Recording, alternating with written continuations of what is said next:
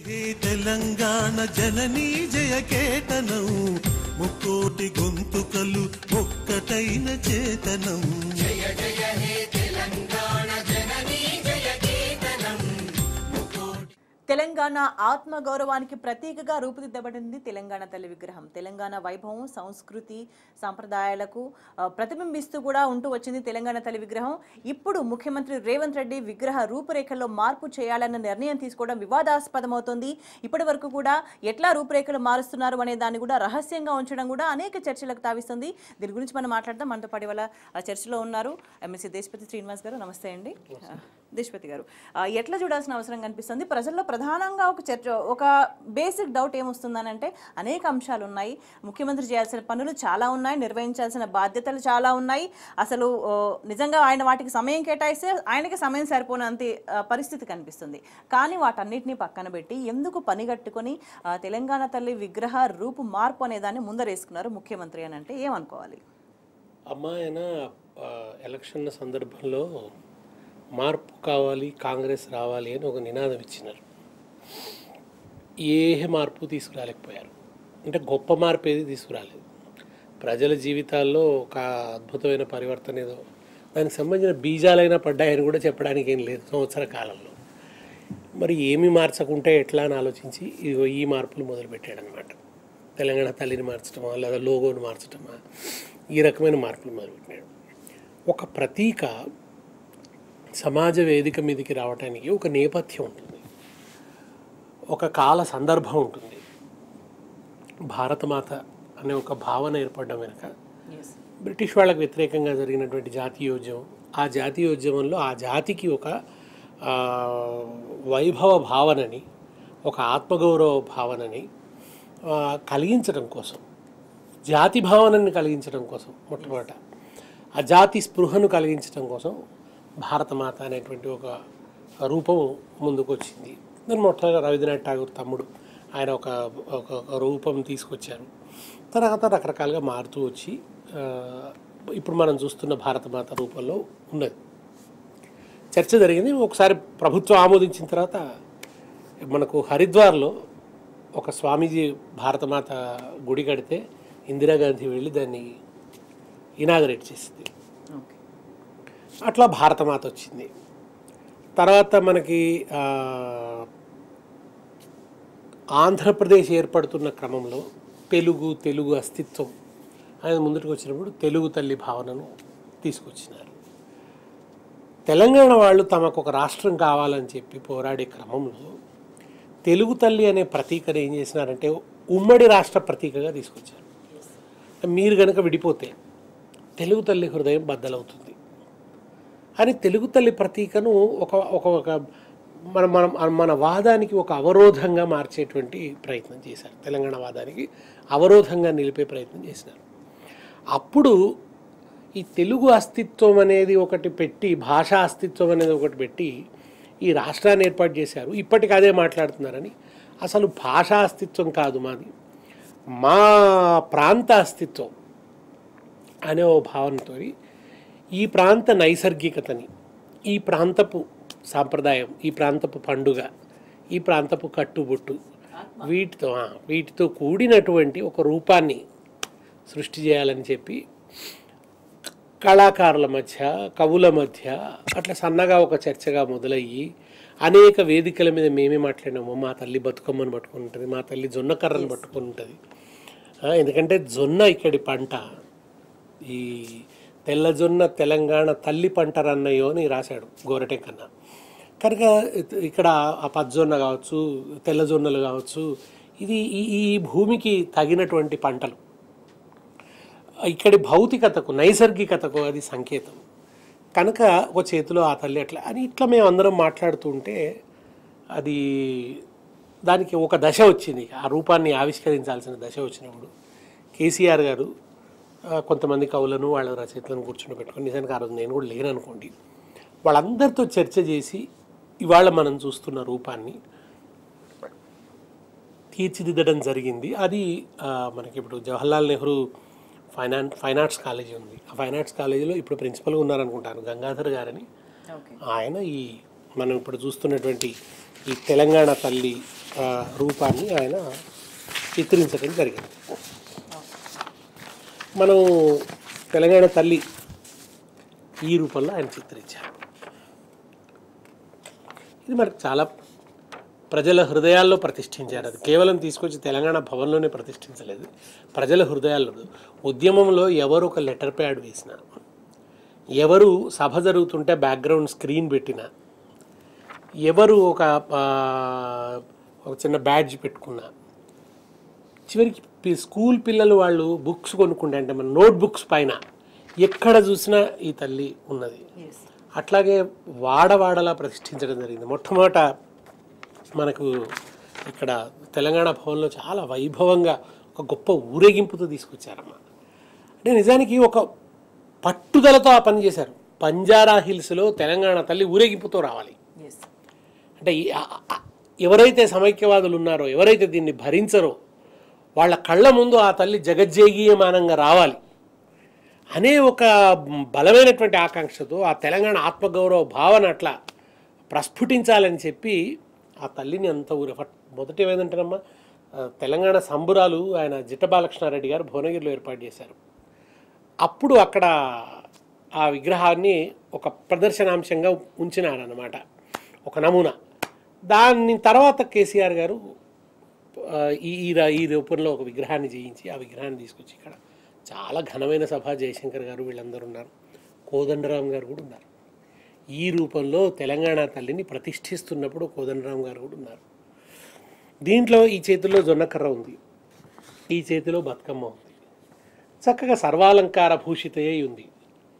మనం ఒక దేవతా స్వరూపాన్ని సర్వాలంకార భూషితగానే భావిస్తాం, రూపొందిస్తాం. మనమే కదమ్మా, భారతీయ సంస్కృతిలోనే అది ఉంది. ఇదిగో తల్లి, ఈమె తమిళ తాయి, తమిళులు చిత్రించుకున్నటువంటి తమిళ మాత. ఆ తల్లి కూడా సర్వాలంకార స్వర్ణాభరణ భూషితే ఉంది. ఆమె కిరీటం ఉంది, వడ్డాణం ఉంది, తర్వాత చేతికి కంకణాలు ఉన్నాయి.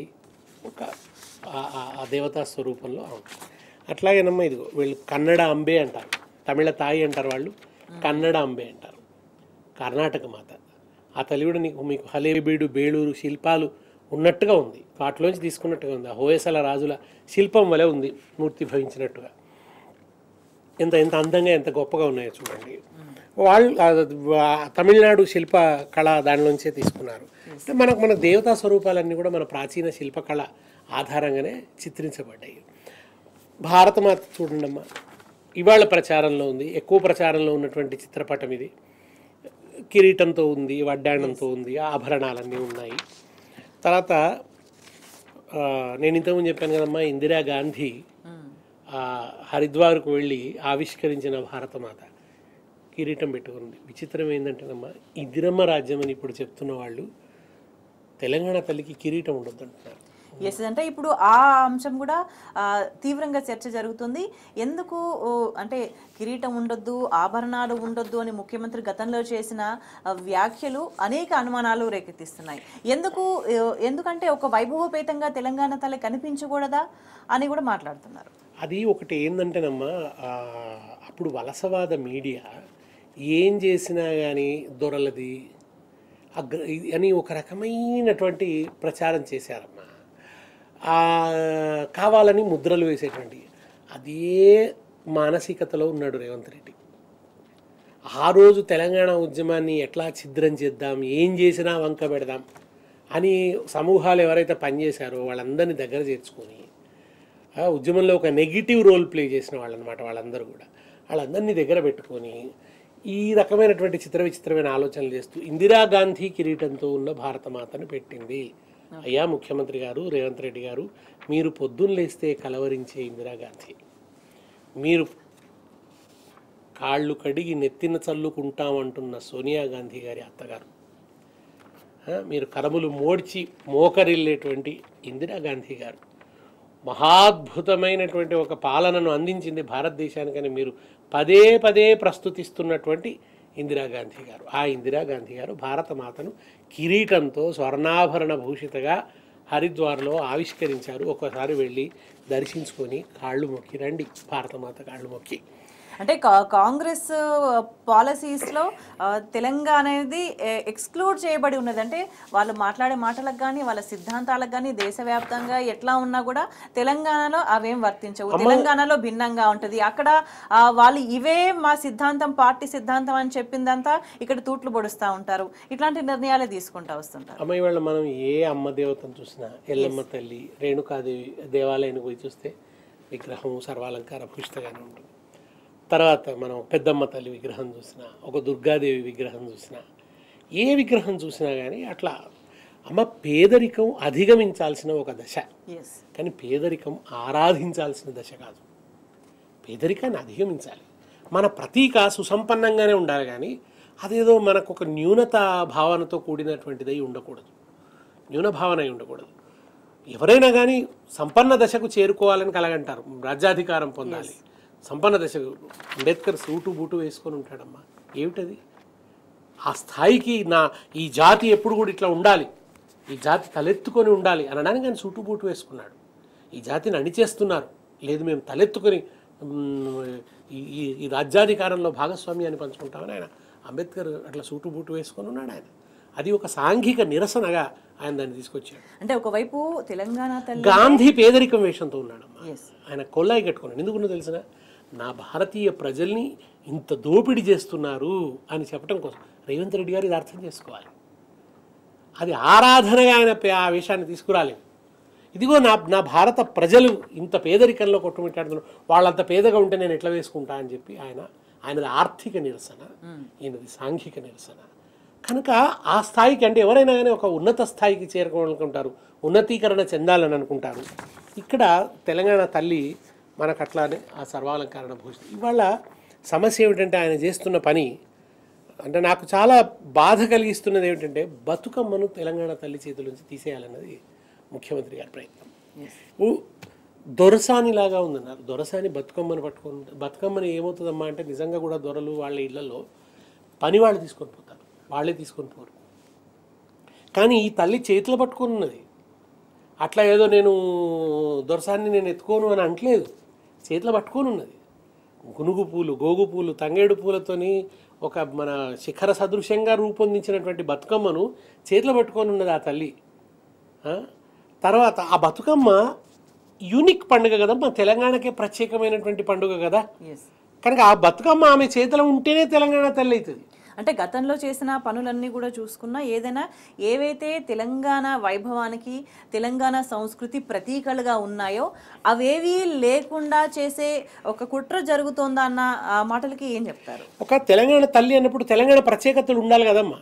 ఊరికనే ఇలా నిలబడ్డారు అనుకోండి, ఏ తల్లి అయినా కావచ్చు, చేతిలో వరికంకి పెట్టినారనుకోండి. ఇప్పుడు తెలుగు తల్లి ఇదిగో వరికంకిని పట్టుకుని ఉంది, కలశం చేతిలో పెట్టినారు. ఆ స్పష్టత, తెలుగుదనానికి సంబంధించినటువంటి ఒక ప్రతీక ఉంటుంది కదా అక్కడ. అట్లా తెలంగాణ తనం ప్రతీక బతుకమ్మ. నువ్వు ఆ బతుకమ్మని తీసేస్తే ఎట్లా? అంటే అంటే మళ్ళీ వెనక్కి వెళ్ళిపోవాలన్నా మీరు అన్నట్టు ఏంటంటే ఆయన కేసీఆర్ గారి ఆనవాళ్లు తుడిపేస్తా అనే ఒక చెత్త సంకుచిత ఆలోచన. ఆ కేసీఆర్ గారి ఆనవాళ్లు తుడిపేసే ప్రయత్నంలో ఆయన చేస్తున్నది మలిదశ తెలంగాణ ఉద్యమం ఆనవాళ్లు మలిపేస్తున్నాడు, తెలంగాణ అస్తిత్వం ఆనవాళ్లను మలిపేస్తున్నాడు. ఇది ఆయన చేస్తున్నటువంటి దుర్మార్గం. విషాదం ఏంటంటే కొంతమంది దానికి సహకరిస్తున్నారు, దానికి తానా తందని అంటున్నారు. ఇవాళ నేను ఒకటి చెప్తున్నాను, బతుకమ్మను కనుక ఆయన తెలంగాణ తల్లి చేతుల్లోంచి తీసేస్తే, బతుకమ్మ ఉండకూడదంటే బతుకమ్మ పట్ల ఆయన చేసిన అపరాధం అవుతుంది, అది అపచారం అవుతుంది. ఈ రాష్ట్ర ప్రజలు ఆరాధించే బతుకమ్మ, ఈ రాష్ట్ర ప్రజలు తలమానికంగా కొలిచేటువంటి బతుకమ్మ, ఆ బతుకమ్మను తీసేయడం అంటే తెలంగాణ బతుకును భంగపాటుకు గురి చేయటమే. అంటే ఆల్రెడీ ఈ ప్రభుత్వ హయాంలో పండగ వచ్చింది, బతుకమ్మ పండగ వచ్చింది. అంటే పండగ ఎట్లా జరిగింది అనేది ప్రతి ఊర్లో బతుకమ్మ ఆడిన ప్రతి చోట కూడా గుర్తు చేసుకొని ముందులాగా లేదు, ఇది పండగ అనే వాతావరణం లేదు, పండగ అన్న సంబరం లేదు అనన్న ఒక ఎక్స్పీరియన్స్ చేసి ఉన్నారు తెలంగాణ ప్రజలు. మరి ఇప్పుడు అంటే వరుసగా ఏదో విధంగా లేకుండా చేసే ప్రయత్నాన్ని సక్సీడ్ చేసుకునే విధంగా ముందుకెళ్తున్నారు. బతుకమ్మ పండుగను నిర్లక్ష్యం చేశాడు, ఇప్పుడు బతుకమ్మనే తీసేయాలనుకుంటున్నాడు తెలంగాణ తల్లి చేతుల్లోంచి. బతుకమ్మను నిజానికమ్మా ఎట్లా ఉండేదంటేనమ్మా, నా చిన్నప్పుడు దీపావళికి పత్రికలు ప్రత్యేక సంచికలు వేసేవి, దసరాకు ప్రత్యేక సంచికలు వేసేవి, ప్రత్యేకమైన కార్యక్రమాలు టీవీలలో మీకు తెలుసమ్మా, దసరాకు, సంక్రాంతికి, దీపావళికి బ్రహ్మాండమైన కార్యక్రమాలు, అవి ప్రత్యేక కార్యక్రమాలు ఇవన్నీ జరుగుతాయి. ఆ పండుగలకి చాలా దాని చుట్టూ వర్ణనలు, సాహిత్యం, పాటలు ఇవన్నీ ఉంటాయి.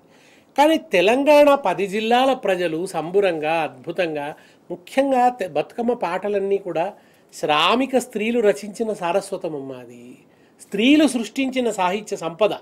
అటువంటి ఒక అద్భుతమైన పండుగ, మానవ సంబంధాల మహోత్తేజం అది.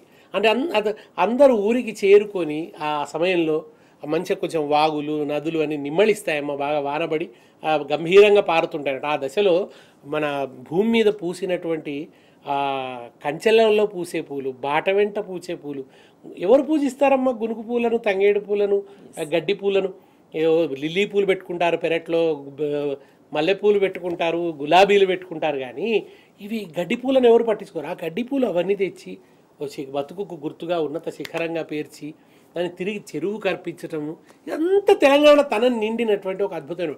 దీనికి ఎందుకు ప్రత్యేక సంచికలు రావు? ముఖ్యమంత్రి శుభాకాంక్షలు కూడా చెప్పేవాడు కాదమ్మా అప్పుడు. అందుకని అప్పుడు బీఆర్ఎస్ పూనుకొని, తెలంగాణ ఉద్యమం పూనుకొని, టీఆర్ఎస్ పూనుకోవడమే కాదు, తెలంగాణ ఉద్యమం పూనుకొని, ప్రముఖంగా కవిత గారు పూనుకొని డబ్బులు ఇచ్చి, ప్యాకేజ్ ఇచ్చి ఆయా టీవీ ఛానళ్లలో ప్రత్యేక కార్యక్రమాలు బతుకమ్మ పండుగ సందర్భంగా చేయించారు. అప్పుడు ఒక ధోరణి ప్రారంభమైంది. తర్వాత విదేశాలలో కూడా, విదేశాల్లో మన వాళ్ళు ఉన్నారు, అక్కడ కూడా జరగాలి అని చెప్పి సమున్నతంగా జరిపించడం అనేది జరిగింది. అక్కడి నుంచి అందరికీ బతుకమ్మ ఆడాలనే ఒక పట్టుదల పెరిగిపోయింది, బతుకమ్మ మీద ప్రేమ పెరిగిపోయింది, బతుకమ్మ పోరాట రూపమైంది, అస్తిత్వ రూపమైంది, అందరూ కూడా ఆడడం మొదలుపెట్టారు. అంటే వీటన్నిటితో పాటు తెలంగాణ తల్లికి అమరవీరుల త్యాగాలను అర్పించిన, అంకితం చేసిన సందర్భం కూడా ఉంది. అయితే అటువంటి అట్లా ఒక ఇది వస్తే అట్లా కవిత గారి వల్ల ఒక ఖండాంతరాలలో కూడా జరిగింది. దానికి ఇదంతా ఏదో బతుకమ్మని కవితనే సృష్టించిందా అని వితండవాదనలు చేస్తారు. కాదమ్మా, దానికి ఒక వ్యాప్తిని, దానికి ఒక ప్రసార సాధనాలలో ఒక ప్రముఖమైనటువంటి గౌరవాన్ని, ప్రధాన స్రవంతి సంస్కృతిలో బతుకమ్మ పట్ల అందరూ కూడా మాట్లాడాల్సినటువంటి అనివార్యతని ఇవన్నీ సృష్టించినాం. అది తెలంగాణ ఉద్యమ అవసరంగా జరిగింది. ఆ అవసరాన్ని కవిత గారు నెరవేర్చారు. అది గొప్ప కాంట్రిబ్యూషన్. కొంతమంది ఇప్పుడు దాండియా ఆడుతున్నారు, ఇది చేస్తున్నారు, అది చేస్తున్నారు, డీజేలు పెడుతున్నారు. అది కాల పరిణామం. కాల పరిణామంలో ఇప్పుడు దసరా కూడా పెడుతున్నారు డీజేలు, వినాయక చవితికి ఏం పెడుతున్నారు? డీజేలు అవి పెడుతున్నారు, డాన్సులు చేస్తున్నారు, చివరికి ఎర్రజెండ ఎర్రజెండ పాటకు కూడా డాన్సులు చేస్తున్నారు. కాల పరిణామంలో కొన్ని జరుగుతున్నాయి. బతుకమ్మ కొత్త తరం వచ్చింది, వాళ్ళు దాండియాతో ఇన్ఫ్లుయెన్స్ అవుతున్నారు. ఆ రెండు కలగలిసినటువంటి ఒక వాతావరణం రావచ్చు కదా, ఒక ఆదాన ప్రదానాలు జరుగుతుంటాయి సంస్కృతుల మధ్య. ఇక దానికి ఇదంతా కానీ ఆ పండుగకు ఒక విశేషమైనటువంటి వ్యాప్తి వచ్చింది. అయితే ఇప్పుడు ఆ బతుకమ్మను మనం ఆ తల్లి చేతిలో పెడితే ఇప్పుడు నేను తీసేస్తున్నాడు. ఇది అవమానించడం. అంటే గతంలో సెక్రటేరియట్ ముందు కూడా తెలంగాణ తల్లి విగ్రహానికి బదులుగా అని చెప్పి రాజీవ్ గాంధీ ఆ విగ్రహాన్ని తీసుకొచ్చి ఎందుకు తెలంగాణ తల్లి అనే ఒక ఆత్మగౌరవ ప్రతీకను టార్గెట్ చేస్తున్నాడు రేవంత్ రెడ్డి. తెలంగాణ పదే అమ్మ, అక్కడ తెలుగు తల్లి కూడలి ఉండేది ఒకప్పుడు. అది తెలుగు తల్లి కూడలి, సెక్రటేరియట్ ముందున్నటువంటి కూడలి తెలుగు తల్లి కూడలి. తెలుగు తల్లిని నేను ఇంతకుముందు చెప్పినట్టు ఉమ్మడి రాష్ట్ర ప్రతీకగా వాళ్ళు వాడారు. అప్పుడు సెక్రటేరియట్ ముందు ఉండేది, సెక్రటేరియట్ ముందే ఆ తెలుగు తల్లి విగ్రహం ఉండేది. ఆ ఫ్లైఓవర్ కూడా తెలుగు తల్లి ఫ్లైఓవర్ అనే పేరు పెట్టినారు. ఆ చౌరస్తా కూడా తెలుగు తల్లి చౌరస్తా. అందుకని కేసీఆర్ గారు అక్కడ తెలంగాణ తల్లిని పెడదామనుకున్నారు. సరే, ఆయన తిరిగి ప్రభుత్వం వస్తుంది అనుకున్నారు, అది కూడా ఒక పెద్ద ఫెస్టివల్గా చేయాలనుకున్నారు. ఒక 2 కర్తవ్యాలు మిగిలిపోయాయమ్మా. అక్కడ తెలంగాణ తల్లిని పెట్టడం ఒకటి, ఆ ఐలాండ్ గుర్తించారు, దానికి సంబంధించింది అని చెప్పి అనుకున్నారు. అక్కడ అమరుల జ్యోతి ఒకటి ఉంది, అమరజ్యోతి ఉంది. ఆ అమరజ్యోతి లోపల కూడా అమరులకు సంబంధించిన మెమరీస్ అన్ని నిక్షిప్తం చేయాలనుకున్నారనమాట. వాళ్ళ ఫోటోలు కావచ్చు, వాళ్ళ వివరాలు కావచ్చు, ఇవన్నీ కూడా. అట్లాగే తెలంగాణ అస్తిత్వానికి సంబంధించినటువంటి చిత్రపటాలు కావచ్చు, ఒక గ్యాలరీ ఏర్పాటు చేయాలని అది కట్టినారు. కానీ దాంట్లో అవన్నీ ఏర్పాటు చేసేలోపు గవర్నమెంట్ పోయింది. అటు అంబేద్కర్ విగ్రహం, ఇటు సెక్రటేరియట్, వీటి మధ్యలో తెలంగాణ తల్లి ఒక ఉజ్వలంగా ఉంటుంది, వెనక అమరులు ఉంటారు అని చేసినటువంటి ఒక ఊహ. అండ్ చారిత్రక న్యాయం కూడానమ్మా. తెలుగు తల్లి కూడలి తెలంగాణ తల్లి కూడలిగా మారడం అనేది ఒక హిస్టారికల్ జస్టిస్ అనమాట, అది జరగాలి.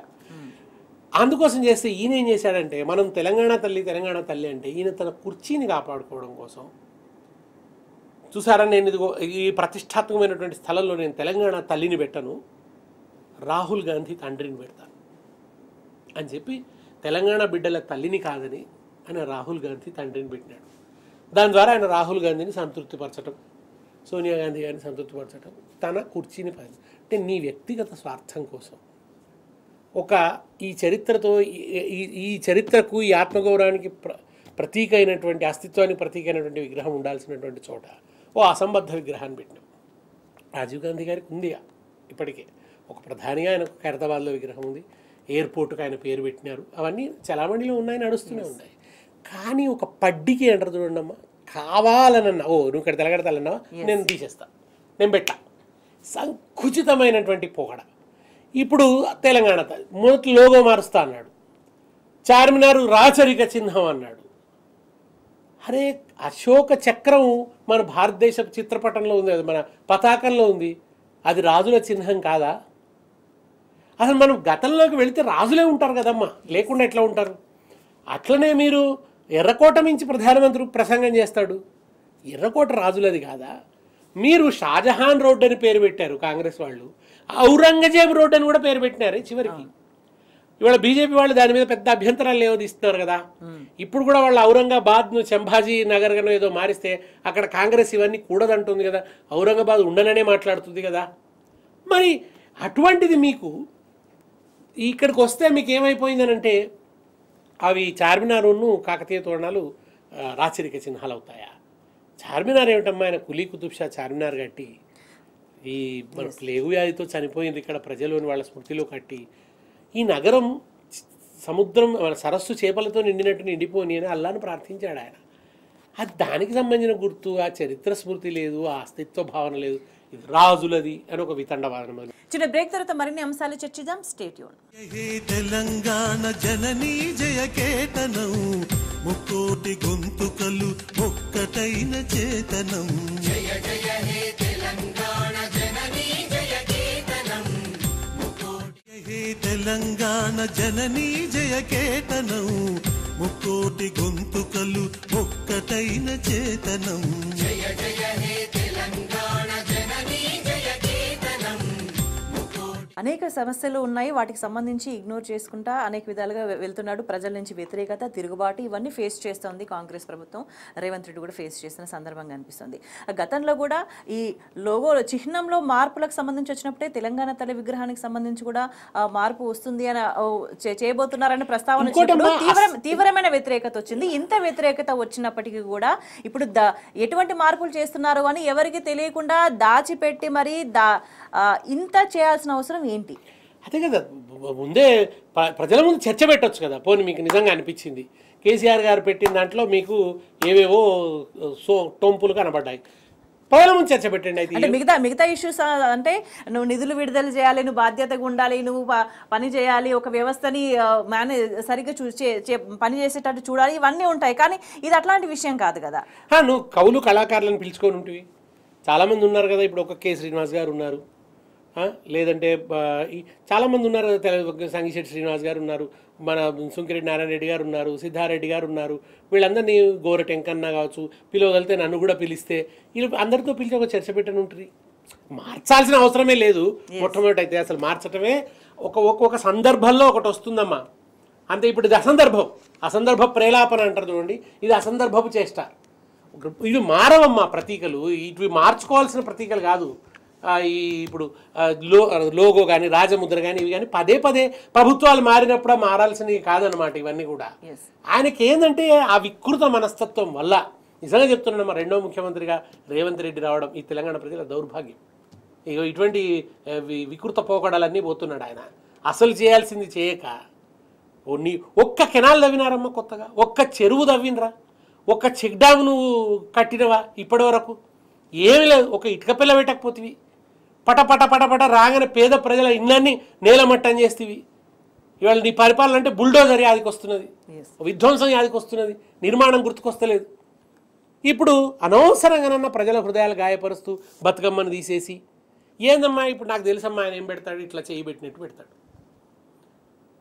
పేదరాలు అభయహస్త ముద్ర పెడతా?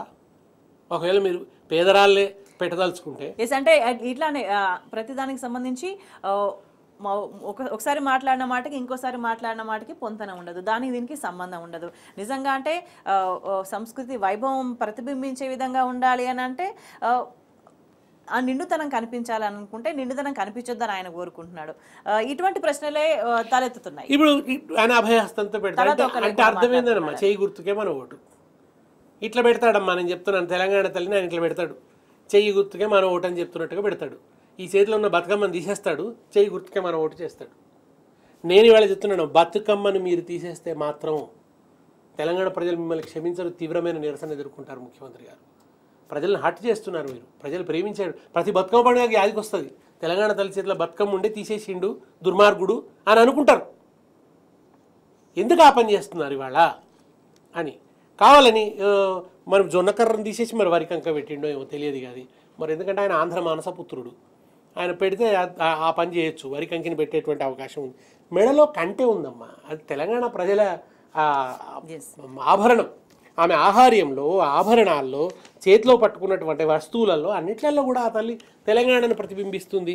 ఇప్పుడు తెలంగాణ ఆ అస్తిత్వాన్నే కాలరాయాలనేటువంటి ఆయనకు ముఖ్యంగా మలిదశ తెలంగాణ ఉద్యమం మీదే కసమ్మ. ఆయనకు ఎందుకు కసి తెలిసిన, ఆయన ప్రాణప్రదంగా ప్రేమించిన ఆయన గురువు, ఆయన గుండెల్లో కొలువైన దేవుడు, ఆయనకు బ్యాగులు ఇచ్చి పంపించినటువంటి బాంధవుడు చంద్రబాబు నాయుడు గారిని తెలంగాణలో లేకుండా చేసింది మలిదశ తెలంగాణ ఉద్యమం. అందుకని కసి అప్పుడే రైఫిల్ పెట్టుకొని బయలుదేరిన ఆయన కదా. ఎస్ ఈ మాట కూడా ప్రధానంగా చర్చకు వస్తుంది. ఎందుకంటే నిజంగా రేవంత్ రెడ్డికి తెలంగాణ తల్లి విగ్రహ రూపురేఖలు మార్చే అర్హత ఉన్నదా? ఉద్యమకారుల మీద ఆ తుపాకీ ఎక్కుపెట్టిన మనిషికి ఈ అర్హత ఉన్నదా అనే ఒక ప్రశ్న. సమైక్యవాదులు తెలంగాణ తల్లే వద్దంటున్నప్పుడేమో నీకు నీకు శక్తి లేదు, నువ్వు పెట్టావు, దమ్ము లేదు. అప్పుడు సమైక్యవాదుల పాదసేవలో తరించినవు నువ్వు. డిసెంబర్ 9 ప్రకటన వస్తే దాన్ని అడ్డుకోవడానికి తెలుగుదేశం పార్టీ చేసిన దుర్మార్గ ప్రయత్నాల్లో ప్రముఖ భాగస్వామివి నువ్వు. ఇవాళ ఏదో మన దాన్ని ఏమంటామమ్మా, ప్రజల దౌర్భాగ్యమో మరి ఏమిటో కానీ నిజాన్ని నీకనేమో ఓటేయలేదు ప్రజలు. సరే కాంగ్రెస్ పార్టీకి వేసి ఉండవచ్చు, కానీ కాంగ్రెస్ పార్టీలో రకరకాల పరిణామాలు, పచ్చ పార్టీలో పుట్టిన ఈయన వచ్చి దాని ప్రెసిడెంట్ కాగలిగాడు, ఇప్పుడు ముఖ్యమంత్రి కూడా కాగలిగాడు.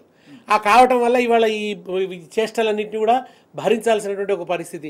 నువ్వు ఆనాడు తెలంగాణ తల్లి మొక్కలేదు, తెలంగాణ తల్లిని జై అనలేదు, జై తెలంగాణ అని ఇవాళకి అనవు, ఆనాడు అనలేదు.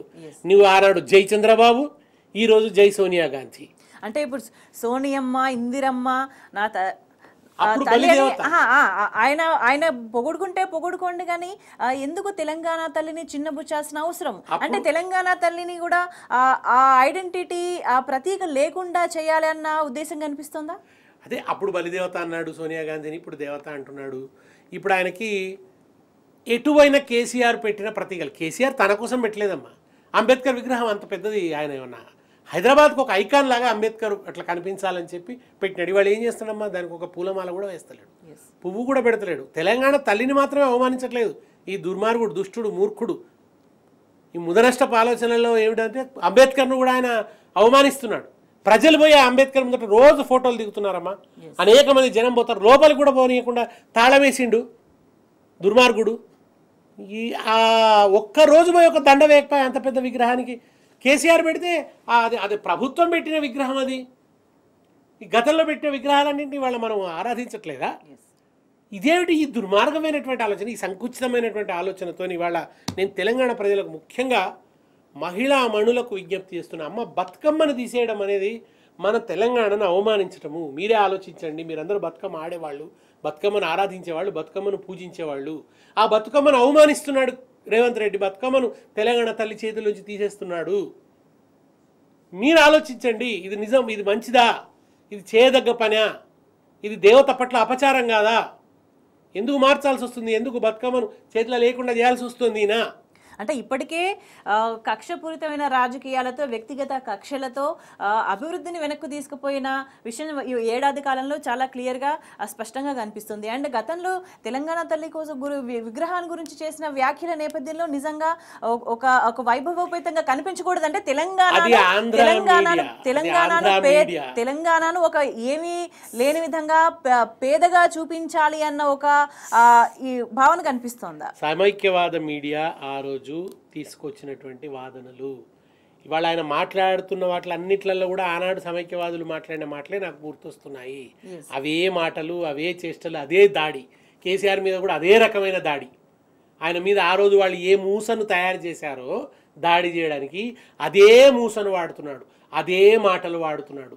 ఆయనకు ఇంకా ఆ చిప్పు పోలే, వాళ్ళు పెట్టిన చిప్ అట్లనే ఉన్నదన్నమాట. కానీ ఆయన అదే వైఖరి అవలంబిస్తుంటే ఆ వైఖరి వల్ల ఎట్లా ఉద్యమం పుట్టిందో ప్రజల నుంచి అదే విధమైన తిరుగుబాటు కూడా మొదలైంది. అమ్మా, ప్రజలకు ఇప్పటికీ స్పష్టపడుతూ వస్తున్నది, వ్యతిరేకత ప్రారంభమైంది. విజయోత్సవాలని చేస్తున్నాడమ్మా. ఇవి విషాద రోజులుగా మిగిలిపోయినాయి. రోజొక్క పసిబిడ్డ చనిపోతుందమ్మా. విషాహారం తిని విషాద విలాపాలు ఈ విజయోత్సవాలు కావు. ఇప్పుడు విషం తిని, నువ్వు పెట్టిన విషం తిని చనిపోతున్న ఆ బిడ్డల విషాదం కలిసి వేస్తుంటే ఏం విజయోత్సవం అయ్యా నీది? పిల్లలకు మంచి అన్నం పెట్టలేకపోతున్నావు, దేనికి విజయోత్సవం చేసుకుంటున్నావు నువ్వు? అక్కడ నువ్వు అక్రమంగా అన్యాయం అనుమతులు ఉన్నాయి నాయన అని చెప్తుండగా నిర్దాక్షిణ్యంగా కులగొడితే ఎందుకు ఇల్లు కులగొట్టి చంపేయండి సార్ అని మాట్లాడారు అంతే ఎంతోమంది. పసిబిడ్డలు వాటర్ బాటిల్ తెచ్చుకుంటా, పుస్తకాలు తెచ్చుకుంటా అని చిన్నపిల్లలు అడుగుతుంటే కూడా పోనీయకుండా కులగొట్టినావు. వాళ్ళు ఏం విజయోత్సవం చేసుకోమంటావు వాళ్ళందరినీ?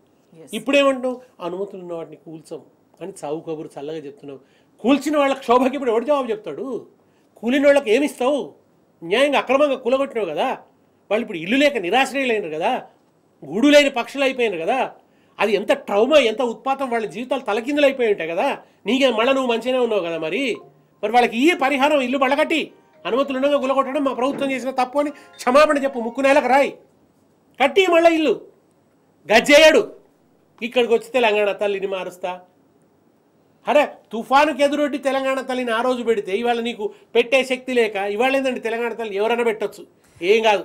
అంటే కాంగ్రెస్ వచ్చిన తర్వాత క్రియేట్ అయిన ఒక సామాజిక సందర్భంలో ఎటువంటి సిచ్యువేషన్లో ప్రజలు ఉన్నారు, సామాన్యులు ఉన్నారు, అనేక వర్గాల ప్రజలు ఉన్నారు అనేది ఒకసారి బేరీజ్ వేసుకుంటే కనుక అధికారంలోకి వచ్చిన దగ్గర నుంచి రాకముందు నుంచి కూడా అలాగే హామీలు ఇచ్చిండ్రు, అది ప్రజలకి అర్థమవుతుంది. సో కానీ కొన్ని డెడ్ లైన్స్ పెట్టిండ్రు.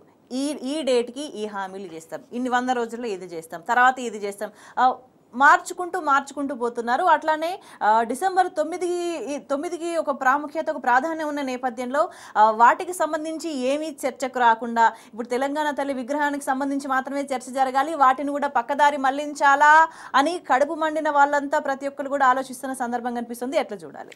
అమ్మ, ఆయన నిజానికి అది అవి అలవిమాలిన డిమాండ్స్ కూడా ఏం కాదమ్మా, ఆచరణ సాధ్యమైనవే. అయితే సమర్థత లేదు. అసమర్థుడి జీవయాత్ర ఈయన చేస్తున్నదంతా కూడా. ఆ ఫైనాన్స్ చక్కదిద్దలేకపోతున్నాడు ఆయన, అంటే డబ్బులు పుల్ చేయలేకపోతున్నాడు, ఆ ప్రుడెన్షియల్ స్ట్రెంగ్త్ని ఆయన తీసుకురాలేకపోతున్నాడు. అది ఆయన వీక్నెస్. అంటే ఆయనకు విజన్ లేదు, ఎక్స్పీరియన్స్ లేదు, అన్నిటికి ముందు సిన్సియారిటీ లేదు, కన్సర్న్ లేదు, వ్యవహార జ్ఞానం లేదు. అజ్ఞాన వీరుడు, అబద్ధాల శూరుడు, ఇంకొకటి బూతులు. ఇది ఆయనకు ఉన్నటువంటి క్వాలిఫికేషన్స్. ఆయనకి ఇప్పుడు ఏమైందనంటే ఆ ప్రామిస్లన్నీ కూడా ఆయన నెరవేర్చవచ్చు. రాగానే ఒక నెగిటివ్ యాటిట్యూడ్ అమ్మా. శ్వేతపత్రాలు అని మొదలుపెట్టండి. నిజానికి ఆయన చెప్పింది మొదటి అసెంబ్లీలో 6 గ్యారంటీలకు చట్టబద్ధత, అది చేయకుండా శ్వేతపత్రాలని రోతపత్రాలు పెట్టి ఫలితంగా జరిగింది ఏంటంటే రాష్ట్రానికి ఒక ముద్ర వేశాడు, దివాలా రాష్ట్రం అని ముద్ర వేశాడు. ఇది దివాలా రాష్ట్రం కాదు, ఇది చాలా ఆదాయము, రాబడి, ఇబ్బడి ముబ్బడిగా ఉన్నటువంటి రాష్ట్రం, పెద్ద ఎత్తున సంక్షేమాన్ని అమలు చేస్తున్నటువంటి రాష్ట్రం, అద్భుతంగా క్యాపిటల్ ఎక్స్పెండిచర్ చేస్తున్నటువంటి రాష్ట్రం. అంటే కేసీఆర్ గారు సంపద పెంచారు, ప్రజలకు పంచారు, నీకు పెంచొస్తలేదు. నీకు అంటే వాస్తవాలని దాచిపెట్టి మభ్యపెట్టి దివాలా రాష్ట్రంగా చూపించడం వల్ల ఎటువంటి ప్రయోజనాలు పొందే ఆలోచనలో ఉన్నాడు రేవంత్ రెడ్డి. అంటే ప్రతిపక్షం మీదకి నెట్టాలి నెపం, హామీలు అమలు చేసే సత్తా లేదు. సత్తా లేక దీనికి కారణం నేను కాదు, నా దగ్గర పైసలు లేవు, ఖజానా ఇట్లుంది అట్లుంది అని చెప్పడు. ఈయనకు పెంచడం చేతనైతే లేదు, ఆదాయం తీసుకురావడం చేతనైతే లేదు. పరిశ్రమలు ఎందుకు వెనక్కి వెళ్ళిపోతున్నాయి? పరిశ్రమలు వెనక్కి వెళ్ళిపోయినాయి కదా నువ్వు వచ్చిన తర్వాత. ఎందుకు ఆ పరిణామం జరిగింది? రియల్ ఎస్టేట్ సంక్షోభంలోకి పోతుంది కదా రోజు రోజుకి. ఎందుకు జరిగింది? నీ నెగిటివ్ యాటిట్యూడ్, ఆ నెగిటివ్ వ్యవహారం. హైడ్రా లాంటి నెగిటివ్ కార్యక్రమాలు రాగానే మొదలుపెట్టి ఒక పాజిటివ్ వైబ్స్ రాలేదు గవర్నమెంట్ వచ్చిన తర్వాత. ఆ నెగిటివిటీ అన్ని వ్యాపార వాణిజ్యాలు అన్నిట్లలో కూడా ఒక రకమైనటువంటి నిస్పృహ నిస్తేజం అలుముకున్నది. ఒక అభివృద్ధి కార్యక్రమం లేదు. డబ్బు చలామణి తగ్గింది. పల్లెల వైపు పంపు చేశాడమ్మా కేసీఆర్ బోల్డంత ధనాన్ని. అది రైతు బంధు ద్వారా, పెన్షన్ల ద్వారా రకరకాలుగా. ఇవాళ అది లేకుండా చేసావు. ఆ రైతు బంధు లేకపోయేసరికి మొత్తం నీరసపడ్డది వ్యవసాయం అంతా కూడా. అది జీవనాడిలాగా ఉంది. అది లేకుండా చేసినావు. దాంతో అంతా నెగిటివ్ ఇది వచ్చింది. సంపద పెరుగుతలేదు. ఏం చేయాలి? నెపం ఎవడి మీదకి ఆడలేక మధ్యలో ఓడు అంటారు కదమ్మా. నెపం ఎవరి మీదకో నెట్టాలి. దానికోసం ఈ శ్వేతపత్రాలు, మన్ను పత్రాలు, మశానం పత్రాలని పెట్టిండు. అప్పులు అప్పులు అప్పులు అని పొద్దున్న లేస్తే అంతకుముందేమో మాకు అన్నీ తెలుసు, మేము ఇవి చేయగలం, మాకు సత్తా ఉంది, మేము ఆదాయాలు పెంచగలం, అద్భుతాలు చేయగలం అని అప్పుడు మాట్లాడారు. ఇప్పుడేమో కాదు కాదు అని ఇప్పుడు మెల్లగా ప్రవచనాలు చెప్తున్నాడు. ఈ సుభాషితాలు మాట్లాడుతున్నాడు. ఇప్పుడు కనీసం నువ్వు ప్రజాస్వామ్యం అన్నా ఎలగబెడతా అన్నావు కదా, ప్రజాస్వామ్య పాలన అదన్నా చేయగలుగుతున్నావా? ప్రజాస్వామ్యం అపహాస్యం పాలన. లైబ్రరీలోకి పోయి పిల్లల్ని కొట్టిన చరిత్ర ఉందా అమ్మా? లైబ్రరీలోకి పోయి విద్యార్థులు కొడతావా? నిరుద్యోగుల వీపులు చిట్ల కొడతావా? గా అమ్మాయి చనిపోతే ఆ ఊరికి పోదామనంటే ఊరు చుట్టూ 3,000 మంది పోలీసులు పెట్టినావు కదా నువ్వు. ఎవరు బోనీయలే కదా, పరామర్శకు కూడా బోనీయలేదు కదా. ఇది ఒక పక్క విపరీతమైన అణచివేతను ప్రయోగిస్తున్నావు. అది కూడా చేయలేకపోతున్నావు. ఏ రకంగా పాజిటివ్ వైబ్స్ నువ్వు తేలేదు కనుక ఏంటంటే ఇక ఈ నెపవంతా నెట్టడం, ఇక ఇటువంటి ఏవో డైవర్షన్. ఇదంతా డైవర్షన్ పాలిటిక్స్. అంటే అల్టిమేట్గా ఎక్కడ అసమర్థత ఉన్నా, ప్రజల నుంచి ఎంత వ్యతిరేకత వచ్చినా, ఏదున్నా సరే తెలంగాణ తల్లి విగ్రహ రూపురేఖలు మార్చాలి అని అనుకునే ఆలోచన నిజంగా ప్రజలు దాన్ని ఆమోదించలేని, అంగీకరించలేని అంశం. సో ఈ అంశంలో ఈ అంశాన్ని టచ్ చేసి, ఈ అంశంలో వివాదం రేకెత్తించి దీంట్లో ప్రజాభిష్టానికి వ్యతిరేకంగా నిర్ణయాలు తీసుకుంటే ఎటువంటి పరిణామాలు ఎదుర్కోవాల్సి వస్తుంది? ఇప్పుడు ప్రజా ఉద్యమంలో భాగంగా ప్రజల ఆకాంక్షకు ప్రతిరూపంగా ఒక ఉజ్వల సందర్భంలో వచ్చింది తెలంగాణ తల్లి. ఇవాళ క్షుద్ర రాజకీయంలో భాగంగా నువ్వు తెలంగాణ తల్లిని పెడుతున్నావు. That is the context. Difference of the context ఏంటంటే ఒకానొక ఉజ్వల సందర్భంలో ఈ తల్లి పుట్టుకొచ్చింది. నువ్వు ఇవాళ నీ క్షుద్ర రాజకీయం, ప్రతిపక్షాల మీద నువ్వు చేస్తున్న చేతబడిలో భాగంగా నువ్వు తీసుకొస్తున్నటువంటి మార్పులు కనుక ప్రజలు దీన్ని సహించరు. అప్పుడు ఎల్లెడలా వాడవాడలా పెట్టుకున్నారమ్మా. ఇవాళ నువ్వు ఏదో సెక్రటేరియట్లో పెట్టగలుగుతావు, అంతేగాని ఎవరి గుండెలలో నువ్వు పెట్టలేవు. మళ్ళా పెడతాం తెలంగాణ తల్లిని ఊరూరా ప్రతి మలుపులో బీఆర్ఎస్ మళ్ళీ పెట్టాలి. నేను ఇవాళ చెప్తున్నా, మళ్ళీ ఉద్యమాలు ఎట్లా పెట్టినావు ఆ తల్లిని మళ్ళీ అట్లే మనం బతుకమ్మ చేతిలో ఉన్న తల్లినే పెట్టాలి. మనం జొన్న కంకి చేతిలో ఉన్నటువంటి తల్లినే పెట్టాలి. సర్వాలంకరణ భూషిత అయినటువంటి తల్లి, ఒక సమృద్ధికి సంకేతమైనటువంటి తెలంగాణ తల్లినే పెట్టుకోవాలి. అట్లనే పెట్టుకుంటాం. అది ఒక దుర్గమ్మ తల్లిలాగా ఉంటుంది, ఒక రేణుక ఎల్లవ తల్లి తిరిగి ఉంటుంది, ఓ పెద్దమ్మ తల్లి తిరిగి ఉంటుంది, ఒక పార్వతీదేవి వల్ల ఉంటుంది, ఒక లక్ష్మీదేవి వల్ల ఉంటుంది. అటువంటి తెలంగాణ తల్లినే పెట్టుకుంటూ పోతారు. అదే జరుగుతుంది, అదే నిలబడుతుంది కూడా. ఈ ఏదో అంత కావాలని ఇరకటం మనస్తత్వంతో చేసే మరకట చేష్టలు ఇవి నిలబడవు, ఇవి ఉండవు. ఆయన కేసీఆర్ గారు ఆనవాళ్ళు రద్దు చేస్తా అంటాడు. 4 ఏళ్ళు అయితే నువ్వు రద్దు అయిపోతావు నాయన. నిన్ను మళ్ళీ కోరుకునే ఎప్పటికీ గుర్తుండిపోతుంది. చీకటి సంవత్సరాలుగా గుర్తుండిపోతాయి ఈ 5 ఏళ్ళు కూడా. ప్రజలకి ఉన్న హక్కులు పోయి దిగజారుతుందమ్మా. ఒక మార్పు తీసుకురాలే, ఉన్న పరిస్థితి దిగజారుతున్నది. ఇదివరకు ఉన్నటువంటి సంక్షేమ పథకాలు నువ్వు అమలు చేయలేకపోతున్నావు. కొత్తది తెచ్చే క్వశ్చనే లేదుగా. నువ్వు ఇంకా కొత్తది తెస్తుందని ఆశనే లేదు. ఆయన కేసీఆర్ చెప్పిన వాడిగా 10 రూపాయలు పెంచి చెప్పిండు. ఈయన పెద్ద బ్రెయిన్ చైల్డ్, ఈయన నుంచి అద్భుతం పట్టపెట్టుబడి సహాయం చేయాలన్న ఆలోచన ఎవరిదమ్మా? కేసీఆర్ గారు ఆలోచన. దాన్ని 5,000 ఎక్కువ ఇస్తా అన్నాడు. పెన్షన్ అసలు ఈ 200 ఎందుకు ఉండాలి, వేలల్లో ఉండాలని తీసుకుపోయినవాడు కేసీఆర్. నువ్వు ఇంకో 1000 ఎక్కువ చేస్తావు. ఆ కేసీఆర్ ఇంత వ్యతిరేకిస్తున్నాను మాట్లాడుతూ అన్ని కేసీఆర్ బ్రెయిన్ చైల్డ్ పథకాలే. వాటి గురించే నువ్వు ఇవాళ మాట్లాడుతున్నావు. అవి కూడా అమలు చేయలేకపోతున్నావు. నువ్వు ఒకటో ఆరో నువ్వు చెప్పిన ఏమైనా ఉంటే అవి రావు అనేది ప్రజలకు అర్థమైపోయింది. నెగిటివిటీ అనేది స్టార్ట్ అయిపోయింది. ఇంకొక బడ్జెట్ తర్వాత సంపూర్ణంగా వీరి సమగ్ర స్వరూపం ప్రజలకు దర్శనం అయిపోతుంది. ఇక అయిపోయిన తర్వాత ఇప్పటివరకు 1 year స్పేర్ చేశారమ్మ ప్రజలు, ఇంకా స్పేర్ చేయరు. నేను తెలంగాణ తల్లిని మారుస్తా, నేను ఏదో రాజీవ్ గాంధీ విగ్రహం పెడతా, లేకుంటే ప్రతిపక్ష నాయకుడిని ఇట్లా తిడతా, అట్లా నిన్న చెప్తున్నాడు. ప్రతిపక్ష నాయకుడు ఏ విధముగా ఉండవలేను సుభాషితంలో చెప్తున్నాడు. ప్రభుత్వంతో సహకరించవలను. నువ్వు ఎందుకు ఇట్లా కేటీఆర్కు హరీష్కు ఏం చెప్పినావు ఇట్లా చేయమంటే, నీకెవరు చెప్పిండు? కొత్త ప్రభుత్వాన్ని గులగొట్టినందుకు బ్యాగులు పట్టుకొని పొమ్మని నీకెవరు చెప్పిండ్రు? ఎవరు చెప్తే పోయినావు? ఆ రోజు బ్యాగులు జారేసుడు, ఇవాళ బ్యాగులు నింపేసుడు. ఆ రోజు వాళ్ళకి జారేసి వాళ్ళు ఢిల్లీకి జారేస్తున్నావు. నేను ఎప్పుడు నేను ప్రజల బాగోగులు చూస్తలేడమ్మా, తన బ్యాగోగులు చూసుకుంటున్నాడు. అది సమస్య. ఆయనకి ఇప్పుడు 50 లక్షలు పట్టే బ్యాగు సరిపోతలేదు, 1000 కోట్లు పట్టేటువంటి బ్యాగు కావాలి. ఆ పనిలో ఉన్నాడు ఆయన. దీపం ఉండగా ఇలా ఈ 4-5 ఏళ్ళు దులుపుకోవాలి. చెప్పిన ఒక ఏడాది నేను అవినీతి సొమ్ము నేను కనుక చేయకపోతే ఓహో రైతు బంధు ఇచ్చేయచ్చు అని అన్నాడు. మరి ఆపలేకపోతున్నాడు. 1,00,000 కోట్ల అప్పు అయింది. 1,00,000 కోట్ల అప్పుకి ఏం కనబడట్లేదు ప్రజల జీవితంలో. కేసీఆర్ అంటే ఒక కాళేశ్వరం కనబడ్డది, పాలమూరు ఎత్తిపోతలు కనబడ్డది, సీతారామ సాగర్ కనబడ్డది, ఐటీ టవర్లు కనబడ్డాయి, కలెక్టరేట్లు కనబడ్డాయి. ఇవన్నీ ఇప్పుడు బ్రహ్మాండమైన క్యాపిటల్ ఎక్స్పెండిచర్ కనబడుతుంది. ఏం లేదు, ఇటుకపల్లె పెట్టింది కూడా లేదు. కానీ 1,00,000 కోట్లు అయితే అయిపోయింది. రేపు జవాబు చెప్పాల్సి వస్తుంది, ప్రజాకోర్టులో నిలబడాల్సి వస్తుంది. ఏదో ఏనుగుల మీదకి సున్నాలు అందించినట్టు మాట్లాడగానే సరిపోదు కదా. రేపు ప్రజాకోర్టులో నువ్వు నిలబడతావు. అల్టిమేట్గా ప్రజాభీష్టానికి వ్యతిరేకంగా ఆత్మగౌరవం దెబ్బతినేలా, ఆత్మగౌరవాన్ని కించపరిచేలా వ్యవహరిస్తే తెలంగాణ ప్రజలు సహించరనే అభిప్రాయం అయితే చాలా బలంగా వినిపిస్తుంది. థ్యాంక్ యూ దేశపతి శ్రీనివాస్ గారు, మీ అభిప్రాయాలు తెలియజేసినందుకు. That's all for news state. జై తెలంగాణ. తెలంగాణ జననీ జయ కేతనం, ముక్కోటి గొంతుకలు ఒక్కటైన చేతనం. జయ జయ హే